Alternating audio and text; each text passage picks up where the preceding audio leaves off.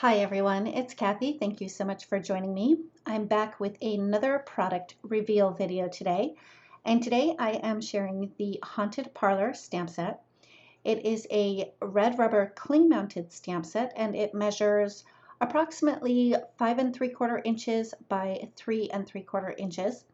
I stamped it out here using VersaFine Onyx Black ink, and I did stamp it twice to make sure that I got a nice crisp image.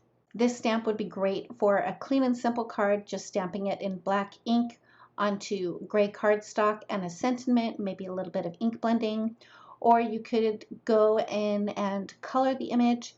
And what I did for my sample was I cut the doors open using a craft knife, and I also cut a little piece underneath the sheet that's covering the couch. And I had die cut a couple of the skulls from the Build a Graveyard die set and had those peeking out from the doors and underneath the sheet. And then I used a white gel pen to add some spooky eyes up in the open doorway and on the floor as well. For more inspiration, make sure you head on over to the Whimsy Stamps blog.